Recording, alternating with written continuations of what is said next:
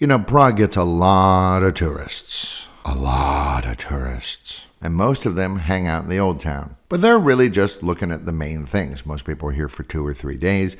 They look at the main things, and they have a big giant pork knee and a couple of beers and move on to the next destination.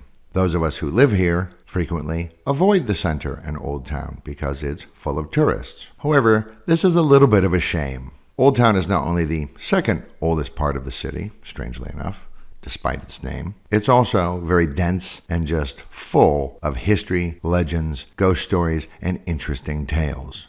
So come along on a walking tour of 10 tales you may not know about Old Town in Prague. In theory, you could just follow along using Google Maps Street View, I suppose, but it is sort of designed for you to be listening to while actually taking the routes and looking at the sights.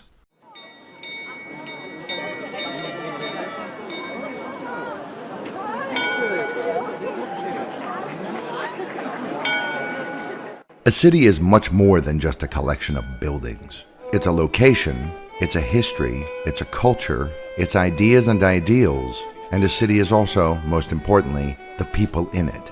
This is Prague Times, the podcast that takes a look at the city of Prague in the Czech Republic. With more than 1,000 years of history, there's a lot to talk about. We'll talk about the past of Prague, but we'll also talk about the city as it is today, future plans for the city, and much more. It's Prague then, Prague now, and Prague later. And this is Prague Times.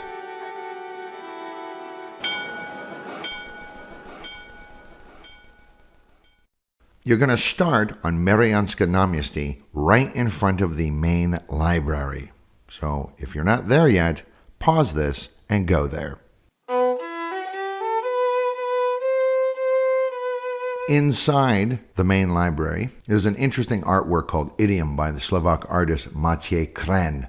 It's a column made of 8,000 books, and it's got mirrors at the top and bottom. So when you kind of poke your head in, there's a gap in the column, and you poke your head in and look up or down, and it looks like an infinite tunnel of books. Pretty neat. But that's not the main thing. The main thing is when you exit the library, in front of you is Mariánské náměstí, Marian Square, and to the left is a very large building, which is the functioning town hall. On the corner there, on the northwest corner, you'll notice the first item, which is the Iron Knight. That's on the corner of Mariánské náměstí and Platnéřská. Back in the 14th century, Platnéřská Street was a street mainly of ironmongers. A knight dressed all in black had been wandering around the city looking for a craftsman to repair his rather impressive and unique armor. He went to Platnéřská, found a master craftsman, and while waiting for the guy to do his stuff, noticed the blacksmith's daughter, who was quite beautiful, and instantly fell in love with her. Unfortunately, his feelings were not reciprocated. So he just kind of ended up stalking her all over the place. One day he saw her flirting with some of the local boys. He became consumed with jealousy and stabbed her right there on the street. As she was dying, she cursed him, and he turned to stone. The curse was that he would become this statue, and every 100 years on this very day he would return to life and have to wander for a day and a night until he could find a maiden that he could tell his story to and beg for forgiveness. If the maiden forgave him, he would be free. Otherwise, the curse would continue, repeating every 100 years. Exactly 100 years later, his ghost returned. He saw an innocent young lady, started to tell her the story. She said, "I don't really know what to think about this. Can I come back tomorrow just before sundown and give you my answer?" He said, yes, that will be enough time. She went home and told her mother. Her mother, who'd heard the story from her grandmother, said, "Oh, no, you don't. You're not going there." So the mother went in the daughter's place, and as soon as the knight saw her, realizing it was not the maiden, he cried out, "100 years more to wait," and turned back to stone. On the outside of that house, a house sign was painted called the Iron Man, which is gone now, but you can see it in the Prague City Museum, not far from Florence. All right, so you're facing the statue. Now turn right and go to the edge of the square, and you'll see a fountain. It's a sculpture of a young lady and a fountain in front of her. This is our next spot, the TEREZA Fountain. So this is an allegorical statue, and she actually represents the Vltava River, and you know this because in her left hand she's pouring out a jug of water that has 5 stars in it. These are the 5 stars of St. John of Nepomuc, who was martyred off the Charles Bridge, and that always is a symbol for that river. The statue was made in 1812 by Václav Prachner. So the figure's like a young woman sort of right on the cusp of womanhood, and apparently there was a local girl named TEREZA who lived in the area and used to get water from the fountain, and so everybody just started calling it TEREZA. Legend has it that a retired military officer and rather eccentric fellow who used to live in a house across the way used to gaze out his window at it. And over the years he fell in love with it. Sometimes after he was finished doing his office work, he would stand in front of it and talk to her. And when he died, he left his entire fortune of 10,000 guilders to her. Needless to say, the family wasn't too happy about this. They disputed the will, and the courts agreed, yes, you have to leave your money to an actual person and not just a figure of a person. However, this has not prevented several other men since then, we're talking mid-1800s, who have also fallen in love with her and have also attempted to leave their fortunes to her. So many people wanted to touch her that she actually started wearing away. So in 1953, the original was removed to the National Gallery, and what you see today is a replica of the richest statue in Prague. Okay, so turn right and take the street that's kind of in front of you that goes along the left side of the Clementinum. It's called Seminářská. Follow that around, and it'll curve around along the Hotel Aarhus, and then you're going to get to Karlova, which you'll know because it's got tons and tons of tourists. So once you get to Karlova, turn around and look at the Hotel Aarhus. You'll note that in Czech it says, the House of the Golden Well. The building got its name from a strange golden glow people claimed to see when they would peer into a well that was down in the basement. And of course, rumors abounded, oh, this must be some kind of a treasure. One day, a maid really wanted to see if she could see it, so she leaned over too far, and she fell in, and she hit her head, and she drowned. So to get her body out, they had to pump out the water and climb down there, and as they were doing this, part of the wall came away, and a pile of golden ducats spilled out. So it turned out that the rumors were true. Yay, said the house owner. Unfortunately, the dead maid's dripping, moaning ghost haunts the hallways, so maybe the owner's not quite as happy as he could have been. But this is not the only ghost to wander that house. Many people claimed that they had seen a headless knight and an equally headless lady haunting the place, and a new pastry cook came in to work there. His baked goods were so delicious, all the important people from Old Town came there, and he brought this new kind of style called perník, or gingerbread, and he would shape the cookies into various shapes, and people just loved this. So he'd heard the rumor of the headless knight, the headless lady, so he decided one day he'd make pastries out of them. But of course, no one wants to buy a human pastry with no head, so he put different heads on them, just made up a face. Went to bed, next morning, came in, all the heads were chopped off, thrown on the floor. He thought. Well, he made a new batch, set them to cool, went to bed, woke up, next morning, same thing, all the heads are cut off, he thinks someone's trying to mess with me, so he pretends to go to bed on the third night, but actually stays in the kitchen waiting to see who's doing it. In the middle of the night, there's kind of a ghostly glow, and there were the knight and the lady, with their heads standing over him. The knight said, "You have made our images, but the heads you make are not our own. So we have come here, baker, so that you can see us and you can make them accurately. But you must hurry, because at dawn our heads must be back in the river where they have been resting for so long."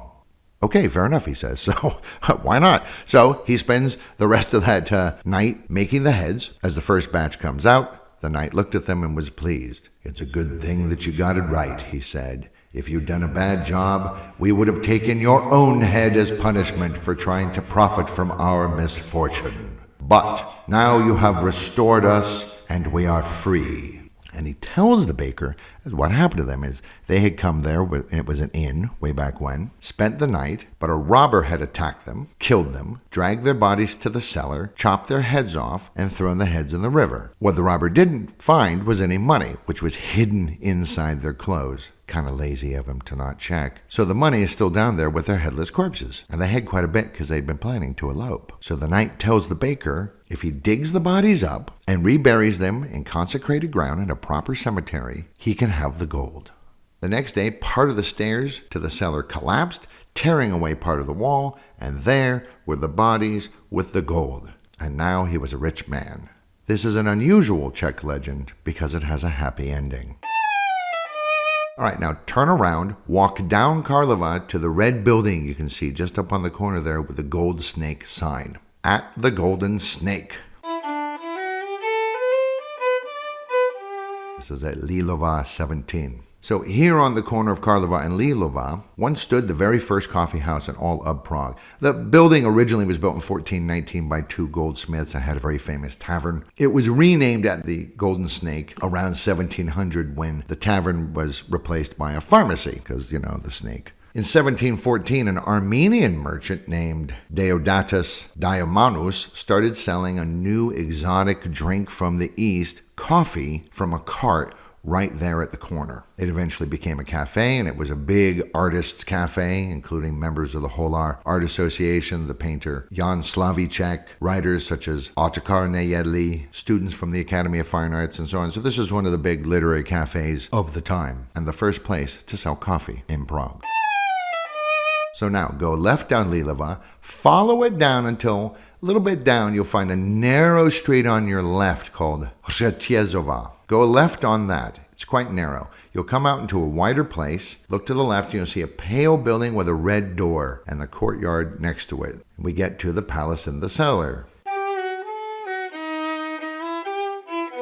So, in this house, rather unremarkable house, it's fine, but they were converting it into a bomb shelter in 1941 during World War II, and while they were down there, they found these medieval vaults. So they kind of stopped working, war finished, communists took over. There's a lot going on. Finally, early 50s, they begin doing more excavations, and they eventually uncover, all underneath that end of the street, an entire 12th century Romanesque estate. Over time, archaeologists and historians puzzle out the tale. This was the first building in the city to be made of carved stone blocks, and eventually it was bought by King George of Poděbrad, Jiří Poděbrad, in the 15th century, who was the Hussite king, the last Hussite king. Over time, the building kind of sank and the city built up around it, and essentially the whole thing got buried and everybody completely forgot about it. You can go in there, there's a little beer garden, and I believe that there is a small museum and you can see what's left. Now, continue down the street until you get to Řetězová number 7, and you'll see a place called Café Montmartre. So Café Montmartre opened in 1911, again, like at the Golden Snake, in a building that was originally Gothic, became one of the most famous literary cafes in all of Europe. Kafka used to meet Jaroslav Hašek there for coffee and chit-chat. Max Brod hung out there, Franz Werfel, František Langer, Eduard Bass, Gustav Meyrink, and others. It reopened as the Montmartre in 2000 because it was used as a paper warehouse under the communists. And above the door, you'll see a faded picture of 3 men dressed as savages, though it looks like 2 men because one of them is so faded you can't really see him anymore. And this is the tale of the 3 savages. So before it was Café Montmartre, it was known as the Olympia, and it had other names before that. It had been a cabaret and a theater. In the 18th century, it was kind of a early vaudeville, if you will. Not a super high-end place. A British theater promoter showed up with these 3 savages, Indians from North America who wore feathered headdresses and leather loincloths, and they danced and they shrieked an incomprehensible language. They tore open live pigeons and ate them on stage, and there were dark rumors they were cannibals. It was really quite a show. Very popular show, and it was almost always sold out. One day, a peasant from a small village near Strakonica, which is in southern Bohemia, managed to get a ticket because he was in town for some work issues, came to see the show, and he's watching the show, and he has never seen Indians. How could he have? But he kept thinking, God, there's just something really familiar about these guys. And then he realizes the penny drops, and he stands up and shouts, Hey, František, Alois, Vincenz, hi! And they freeze and look at him, and then they run off stage. Because it turns out they're not Indians. They're 3 farmhands from the same village that he's from who'd been accused of a number of small crimes and had to leave town. Apparently their next gig is they met this British guy and masqueraded as Indians. Now the audience thought this was hysterical. The local authorities did not, and tried to find the three, quote, savages and their manager, but they had disappeared. Well, the story became so popular that eventually an image of the three savages was painted on the building, and the building became known as the House of the Three Savages. Okay, continue down to the corner. Now, straight ahead on Husova, you'll see the small brewery, Rytířská, which is pricey but good. And then just to the left of that is a green building at Husova 12 with three figures on the facade. And this is the three standard bearers.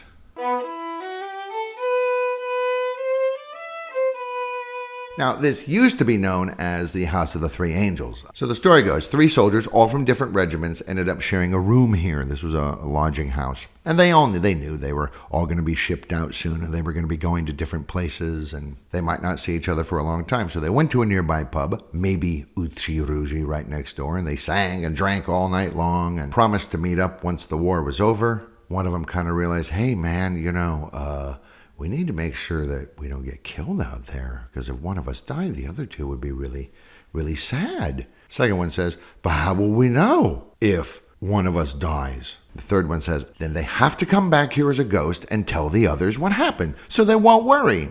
Many months go by, many battles. Finally, two of them return, but not the third. They wait and they wait and they wait, and then one night while asleep in their beds, he comes to them as a ghost. Floating there above the floor, he says to them, because I guess ghosts have special insight into the future, within the year you will follow me. And then he vanished.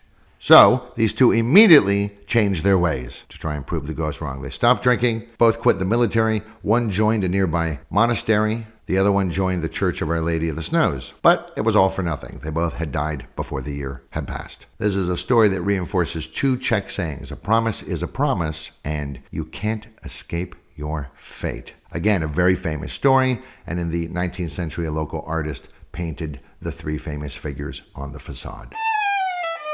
All right, continue down Husova until you get to Karlova. You'll know it because there's tons of tourists. Turn right, go down past the Fat Cat Brewery pub, which is worth popping in for a beer. Then kind of follow it. Basically, it looks like you're turning left, but it's the same street. Go left and then go right. And you'll come out on a small square called Malé náměstí, which means small square. On the square off to the left is the VJ Rott building with the Hard Rock Cafe on the ground floor at Malé náměstí number 3.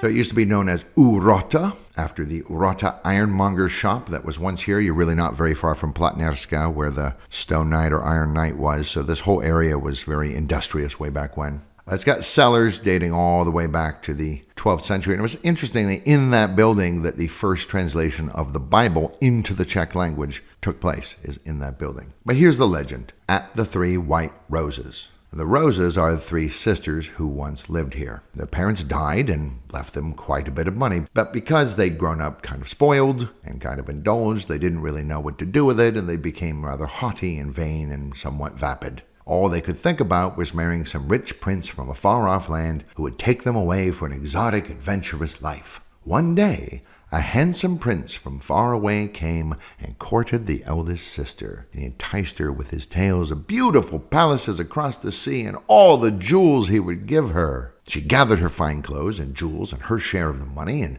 off she went. Her dream had come true. And the other two continued to complain and wait.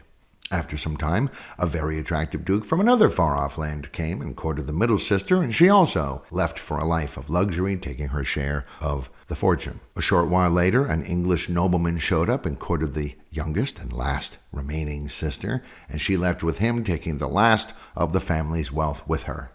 Many years passed, and no one heard from the three sisters, but there was much chatter about how unfair it was that these three arrogant women should have had their dreams come true after all. Several years later, a traveling worker came from the area and told them a story he'd heard. Ha! 3 wealthy noblemen for 3 wealthy sisters. Not so, he says. It was actually all the same man. He was a swindler and a master of disguise and accents. He'd taken them one by one to faraway lands and then abandoned them, running off with their wealth. Heartbroken and destitute, each sister fell sick because they had no skills and died young. There are other versions of the story that say he didn't even bother with that. He just took them out to a forest outside of Prague and killed them. And so 2 sayings started to be said in the area, which have become rather commonplace in folklore. Pride comes before a fall, and love is blind. Too bad the sisters didn't know those 2 phrases.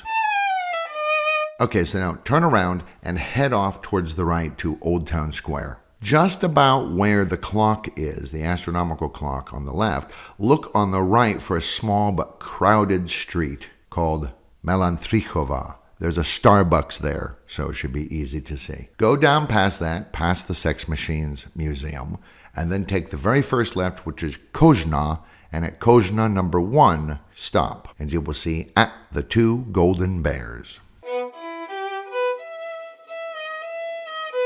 So, Old Town is networked by a series of underground catacombs and tunnels.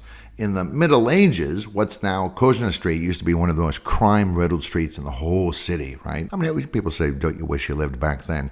You don't, actually. It was nasty, it was dirty, there's disease, and there was a lot of crime. This was the nastiest of the streets, is where you'd hire someone to kill somebody. Once in a while, the Royal Guard would come through, or whatever was the equivalent of policemen, and lookouts would shout, "Uh-oh, jeepers, it's the cops," and people would scatter. Many of them would run through this house at the 2 Bears. If you go into the courtyard and off to the right, there was an entryway into these catacombs. Now this is back in the day. There's no flashlights, so people were using torches and things like this. You run out of oxygen, you get lost, you get panicked. Maybe you're dying of syphilis anyway. Anyway, a lot of people went down there and never came back up because they died. Over the years, the ghosts began to accumulate. And the ghosts come up at night out of the underground. Many of them come through this doorway. They go out and go boo, boo, boo. They haunt. They do whatever ghosts do. They play cards. And then as the sun comes up, they have to go back. Now, apparently, as a ghost ages, their mind sort of starts to go. But they could always remember At the 2 Golden Bears, At the 2 Golden Bears. Can't really think, but they do remember At the 2 Golden Bears, and that's how they get home. One day, 2 criminal brothers hanging out on the street discovered that the 2 bears were gold because they were covered in gold leaf. So they scraped off the gold leaf and sold it. Shortly after that, the number of reported sightings of ghosts and hauntings increased dramatically. A short time later, one of them died, and the other one was killed a couple of months after that in a knife fight, and their shades went to join the Prague underworld. Well, they were met by a very angry group of ghosts who said, "Hey, you scraped away the gold on the bears and the older ghosts can't find their way back. So you guys need to figure out a way to paint them gold again." And they said, "We're dead. How are we supposed to do that?" "I don't know," said the leader ghost. "You better figure it out, though, or you're going to be in for an eternity of torment." Now, Czech stories are interesting. They're not really plot-driven very often. And so the way this story goes is, it took them 17 years, but eventually they figured it out. Now that's the part of the story that would make the interesting miniseries. How did they figure it out? We don't know. Anyway, they did, and they devised some kind of a spectral paint. And they painted this ghostly paint on the bears, and even though they do not appear gold to us, ghosts can see the gold paint. There's proof. Go there at night and take a flash picture with your camera, and there's a very good chance that the bears will show up kind of yellowy or kind of orange. All right, now follow Kožná, go left at the green building, and just kind of follow it. It winds, and eventually you'll come out onto Železná. Turn right and keep going down until you get to the Estates Theater. It's kind of hard to miss. It'll be on your left. This 18th century theater, which was actually built by a guy named Nostich, and this was part of the sort of Czech embracing of Enlightenment ideas and Czech national identity. It's built in the neoclassical style, and it's one of the few theaters left in Europe that's remained pretty much unchanged from when it was built. Many famous artists performed here: Carl Maria von Weber, Karl Goldmark, Gustav Mahler, Antonin Rubinstein. Mozart's The Magic Flute was performed here and was very popular even when it wasn't popular in Vienna. So he premiered Don Giovanni in 1787 here. There's even a plaque on the stage that says this is where Mozart stood. The first modern Czech opera, The Tinker, by František Škrop, premiered here in 1826, the first modern Czech opera in Czech. And in 1834, there was a work called Fidlovačka, performed here. And in there, it's just kind of a throwaway little song called Kde domov můj, Where is My Home, which then became the Czech national anthem in 1918 when the nation of Czechoslovakia was formed. It was also here, Nostitch was one of the primary people involved in this idea of founding a national theater sometime in the late 1800s. Outside the theater, you'll see a statue called Il Commendatore, which is a reference to Don Giovanni. It's actually by a Slovak sculptress named Anna Hromy, and is part of a series of similar works that she collectively titles Cloak of Conscience. It's said the face inside the cowl is empty, but sometimes at night, if you take a flash photo of it, it looks like there is in fact a face there.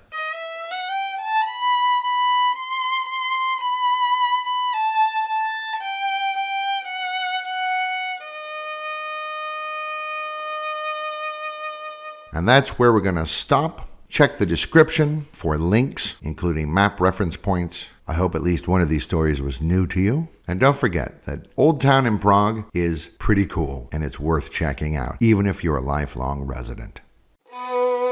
Thank you for listening to this episode of Prague Times. If you liked this episode, be sure to like it, or share it, and tell your friends. Check us out on all of our social media platforms for extra goodies as well. Until next time, this has been Prague Times.